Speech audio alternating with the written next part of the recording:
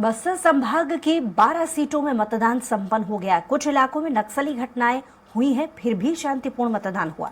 वहीं नारायणपुर से बीजेपी प्रत्याशी केदार कश्यप ने स्वराज एक्सप्रेस से खास बातचीत की। उन्होंने क्या कुछ कहा, आपको दिखाते हैं।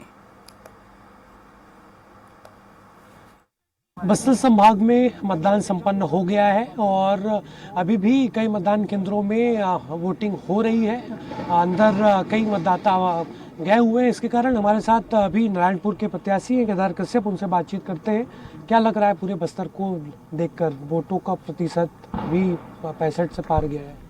देखिए, जिस तरीके से लोगों का रुझान लगातार मतदान दलों पर, मतदान केंद्रों पर गया है और जो घोषणा पत्र हमारा आया, पहले हमने घोषणा पत्र जारी किया, संकल्प पत्र हमने जारी किया और उसकी कॉपी कांग्रेस पार्टी ने की। तो कांग्रेस पार्टी के पास में कोई विजन नहीं है, कोई सोच नहीं है कि यहाँ के लोगों के लिए कुछ काम कर सके। वो तो हमारा देख करके उन्होंने अपना नकल मार लिया, लेकिन नकल के लिए भी अकल चाहिए, इसलिए कुछ भी घोषणा कर दिया है और उन घोषणा पर लोगों का ध्यान है। लोग समझ चुके हैं। पिछली बार भी बिजली बिल हाफ, कर्जा माफ ये कहा था, लेकिन लोग उनके इन वादों से, इनके वादा खिलाफी से लोग त्रस्त हो चुके हैं और लोग स्वस्फूर्त अपने घरों से निकल करके मतदान कर रहे हैं और छत्तीसगढ़ में कांग्रेस की सरकार को हटा करके भारतीय जनता पार्टी की सरकार बनाना चाहते हैं। ये बस्तर की कितनी सीटें आप जीतेंगे? पीसीसी चीफ से आज बात हो रही थी, वो कह रहे थे 12 की 12 फिर जीत रहे हैं हम। पीसीसी के चीफ ने कहा था कि वो सिर्फ नामांकन भरने जाएंगे। मुझे लगता है कि उन्होंने नामांकन के बाद शायद वो अपने क्षेत्र में गए होंगे, नहीं गए होंगे, इसलिए वो ज़्यादा बात कर रहे हैं या फिर उनके इस तरीके से वक्तव्य जारी कर रहे हैं। यदि वास्तव में वो अपने वक्तव्य पर कहते हैं कायम है तो वो उनको अपने क्षेत्र में नहीं जाना चाहिए। लेकिन वो जब फार्म भरे उसके बाद उन्होंने बयान जारी किया कि मैं केवल फार्म भरने जा रहा हूँ, बाकी जिता की जनता लाएगी। लेकिन देखें कि वहाँ पर लोग जिस तरीके से विरोध कर रहे हैं तो उसके बाद तो उनका ही जीतना मुश्किल हो गया। तो उसके कारण से वो खुद भी हार रहे थे। जब वो दूसरे के अलते नहीं बचा पा रहे हैं तो अपना सीट को बचाने के लिए वो वहाँ पर रात दिन भिड़े रहे।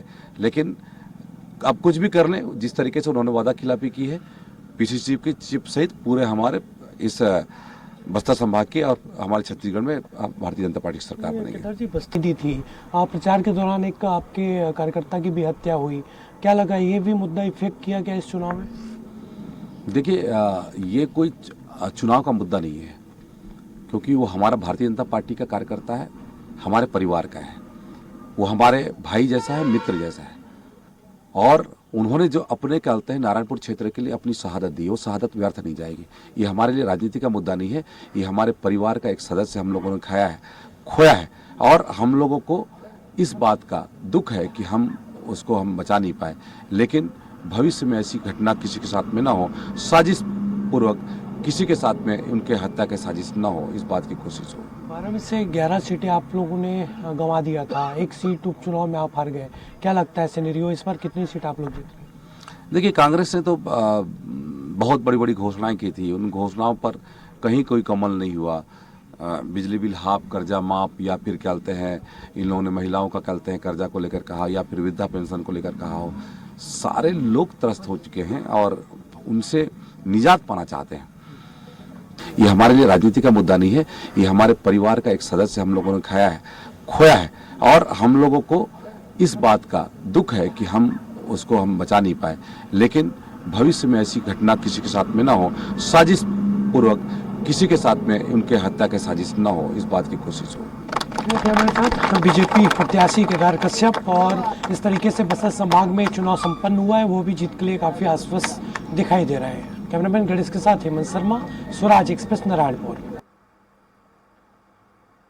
और इसी के साथ बुलेटिन में इतना ही। कुछ और खबरों के लिए देखते रहिए स्वराज एक्सप्रेस।